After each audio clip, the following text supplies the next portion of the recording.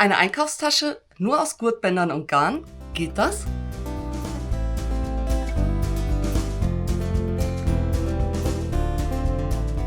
Willkommen auf meinem Kanal. Ich bin die Babs und auf diesem Kanal bekommst du gefährliches Halbwissen professionell vermittelt. Und heute möchte ich rausfinden, ob ich nur aus Gurtband und Garn eine Einkaufstasche nähen kann.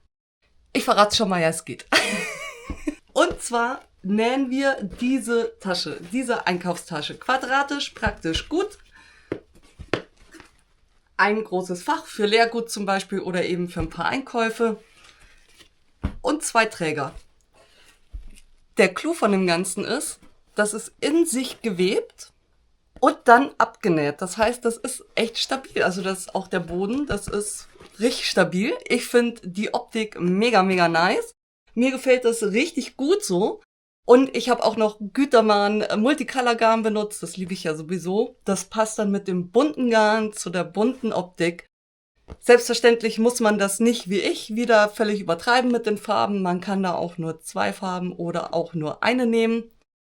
Mir hat das jetzt so gut gefallen. Und es ist eben auch wirklich komplett ineinander gewebt. Auch die Seiten. Das heißt, es gibt hier keine Kanten, die vernäht wurden. Da wurde nichts rechts auf rechts genäht und dann habe ich irgendwo eine dicke Kante. Das wurde alles gewebt und dann mit einer Naht entlang der Kante fixiert. Das habe ich saß in der Arbeit und habe mir das überlegt. Dann kam ich nach Hause und dann habe ich eine Skizze gezeichnet, habe ich überlegt, wie könnte das gehen.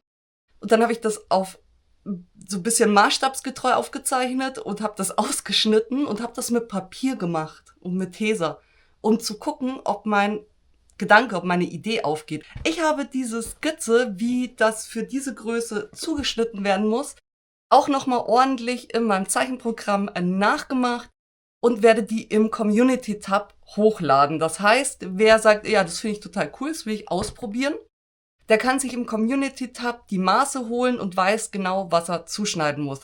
Ich zeige das aber jetzt im Anschluss natürlich auch nochmal im Video. Und damit würde ich sagen, starten wir rein, eine ausschließlich gewebte und vernähte Einkaufstasche zu nähen. Jetzt brauche ich meine Maße und mein Gurtband. Ich habe mich hier für lauter bunte Farben entschieden und für eine Breite der Vorder- und Rückseite, die genau aufgeht mit der Breite meines Gurtbands. Das sollte natürlich schon sich aufgehen. Dann vorne und hinten mit einem Boden dazwischen, das ist eine ganze. Und die Seitenteile und der Boden ist auch eine ganze Bahn. An den Vorder- und hinteren Teilen brauche ich aber genug, um das in die Seitenteile reinzuweben. Keine Sorge, wenn man das jetzt noch nicht versteht. Wir gucken uns das gleich im Detail an. Als erstes habe ich mir alle Maße, die ich aufgeschrieben habe, die Gurtbänder, die ich brauche, zugeschnitten und mit einem Feuerzeug die Enden abgeflammt, sodass sich die Gurtbänder hier nicht aufribbeln. Hier habe ich mir jetzt meine verschiedenen Längen zugeschnitten. Einmal die hier in der Mitte liegen auf meiner Zeichnung, und zwar in der waagerechten und in der senkrechten. Und dann brauche ich natürlich die vorne und hinten mit Seitenteilen zum Reinweben. Ich brauche das ja immer zweimal quasi, weil ich will das ja gegenweben. Ihr werdet es gleich sehen. Als erstes habe ich mir meine Gurtbänder nebeneinander gelegt, die Kanten oben ordentlich gelegt und mir das mit ein paar Klammern festgesteckt, damit mir da erstmal nichts mehr verrutschen kann. Entsprechend meinen Maßen, wie hoch meine Vorder- und Rückteile der Tasche sein sollen, habe ich mir ein Maßband hingelegt und beschwert, damit das nicht mehr wegrutscht, und mir meine Quergurtbänder hingelegt. Das sind die jetzt als erstes den Boden in der Mitte bilden, und dann sollte auf beiden Seiten gleich viel übrig sein, sodass ich eben ein gleich hohes Vorder- und Rückteil habe. Auch hier muss ich natürlich gucken, dass ich das so reinwebe, dass der Abstand passt, dass auf beiden Seiten nach dem Boden, also links und rechts, gleich viel übersteht. Dann habe ich mir auch die erstmal nebeneinander gelegt und festgesteckt, damit da nicht mehr in sich was verrutschen kann. Dann habe ich mir die Ecke festgeklammert, denn da soll der Gurt jetzt liegen bleiben, damit ich jetzt nichts mehr verrutschen kann.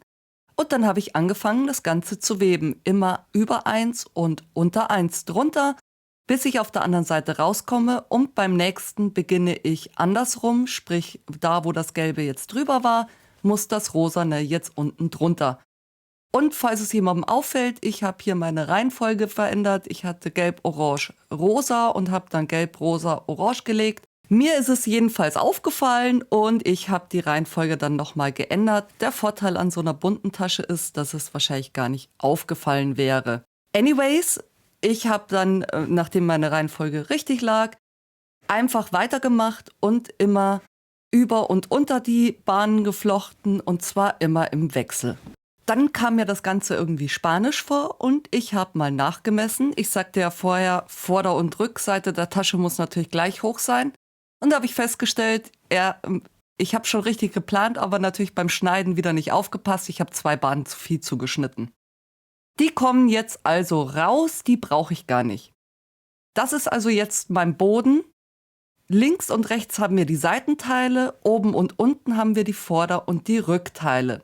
Jetzt habe ich nochmal nachgemessen, dass jetzt auch wirklich alles passt, dass ich mich nicht verrechnet habe mit meiner Gurtbandbreite. Und das hat jetzt gepasst, das war jetzt in Ordnung. Wenn das alles ordentlich liegt, an die Ecken eine Klammer packen und am besten noch in der Mitte die einzelnen Bahnen mit ein paar Nadeln fixieren, dann kann man sich sicher sein, dass man gleich beim Abnähen kein Problem hat und einem alles verrutscht. Die Klammern können dann wieder weg, die stören gleich beim Nähen nur und jetzt kann jede Bahn abgenäht werden und zwar immer knappkantig zum Rand. Und so sieht das jetzt bei mir aus. Ich habe einfach immer an der Kante, oben und unten, also an jeder Kante knappkantig das Ganze abgesteppt. Und so ist der Boden jetzt schon fixiert und mega stabil. Jetzt müssen wir vorne und hinten verweben und der Überstand kommt dann in die Seiten. Dazu habe ich mir erstmal wieder meine Farben ausgelegt, so wie ich das haben wollte. Und jetzt ist es einfacher, wir müssen hier nichts mehr messen. Wir müssen einfach nur noch fädeln und an einer Seite aufhören damit. Das ist also jetzt bündig mit dem anderen Gurtband. Und so lege ich jetzt alle. Und auf der anderen Seite mache ich das genau gegengleich. Dann schneide ich mir aus der Farbe, die ich gerne haben möchte, noch ein Gurtband zu für die Träger. Wie lang die sein müssen, muss man sich selber überlegen. Kommt drauf an, ob man sich das über die Schulter werfen will oder ob man das nur in der Hand haben will. Ich meine, ich habe mich hier für 44 Zentimeter entschieden, aber man kann das einfach mal so hinlegen und gucken, ob einem das so passt. Ich habe mich hier immer für das zweite Kästchen quasi entschieden. Und wenn man sagt, ja, das ist eine Größe, die ist in Ordnung für mich, dann erstmal 2 Stück daraus zuschneiden. Das wird jetzt, da wo ich mir das ausgesucht habe, wie gesagt, ich habe das zweite Kästchen genommen, zwischen die 2 Bahnen gesandwiched, so dass das dazwischen liegt und man das später gar nicht mehr sehen kann, sondern das einfach aus der Tasche rausläuft. Das habe ich mir festgesteckt und dann auch das andere Ende festgemacht. Dabei natürlich gucken, dass das Ganze nicht verdreht ist, sonst ärgert man sich hinterher. Das mache ich auf beiden Seiten. Und dann nähe ich das Ganze wieder ab, einmal außenrum und alle Bahnen immer knappkantig an den Kanten entlang. Auf beiden Seiten natürlich auch. Da, wo mein Griff dazwischen gesandwiched ist, wird das automatisch durch das Vernähen festgehalten. Und so sieht das jetzt aus bei mir und das ist schon mal super und mega stabil. Jetzt kommt der Funny Part. Das hier sind meine Überstände vom Boden. Das ist die Seite. Und die Überstände von vorne und hinten sind die Seite. Ich habe mir jetzt als erstes die ganzen Teile vom Boden am obersten Band festgesteckt. Immer eins hinter das Band, vor das Band, hinter das Band, vor das Band. Und habe auch geguckt, wie ich aufgehört habe beim vorderen Teil, sodass ich das genau abwechselnd mache. Wenn ich dann alle oben festgesteckt habe, dann kann ich die Überstände von dem Vorderteil in die Seite reinweben. Das muss ich dann natürlich immer feststecken, wenn ich am Ende ankomme. Und dass da noch etwas übersteht, das ist so richtig, das brauchen wir später noch. Ja, und so wird jetzt einfach alles eingewebt und festgesteckt zuerst mal. So sollte das jetzt aussehen und jetzt kann ich das wieder abnähen knappkantig, wie ich das eben schon gemacht habe, Kante für Kante. Das gleiche mache ich natürlich auch mit der anderen Seite. Auch hier müssen die Seitenteile und der Boden miteinander verwebt werden und das Ganze dann einmal vernäht. Wenn ich das alles abgenäht habe, sieht das so aus. Man kann die Tasche jetzt schon erahnen. Jetzt haben wir noch unsere offenen Enden und müssen die Tasche natürlich noch schließen. Und jetzt werden noch die Überstände abwechselnd gelegt. Ich lege hier logischerweise dunkelblau auf dunkelblau, hellblau auf hellblau, also dunkelblau nach innen, hellblau nach außen, stecke mir das immer fest. Und wenn das zu lang ist, wenn man vielleicht nicht richtig zugeschnitten hat oder beim Weben sich das ein bisschen gezogen hat, kann man die Gurtbänder natürlich jetzt noch kürzen, sodass das Rosa in dem Fall auch wirklich nur auf dem Rosa liegt und nicht auf dem Orange noch. Das haben wir ja schon vernäht, entsprechend können wir das dann nicht mehr drunter stecken. Wir wollen ja aber, dass das aussieht wie aus einem Guss. Und so legst du dir jetzt einfach abwechselnd alle Farben immer passend aufeinander. Einmal innen, einmal außen. Und dann kann auch das abgenäht werden. Das ist jetzt natürlich nach unten hin schon relativ eng. Da muss man Geduld haben und sich die Tasche immer wieder mal ziehen. Ich fand aber, dass es besser geht, als ich es erwartet hätte. Ja, und wenn du das gemacht hast, dann ist die Tasche fertig und sollte so aussehen. Und ich finde es super cool mit dem Bunt. Das verzeiht auch ein paar Fehlerchen, weil das natürlich insgesamt sehr wild ist. Finde ich super praktisch und freue mich sehr über meine neue Tasche.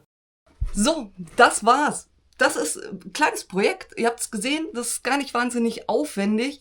Es ist an der einen oder anderen Stelle natürlich ein bisschen fies mit dem Nähen, weil man dann ja spätestens beim letzten Schritt hier in die Ecken rein muss und das Ganze dann schon relativ fest ist. Aber ich muss ehrlich sagen, ich hatte da keine größeren Probleme. Ich gucke gerade, das ist auch wirklich alles abgenäht. Hier ist nichts offen gelassen oder so. Also ich bin mega zufrieden, wie es rauskommt. Mir gefällt es richtig gut. Und bei mir wird das mein neuer Leergutsammler.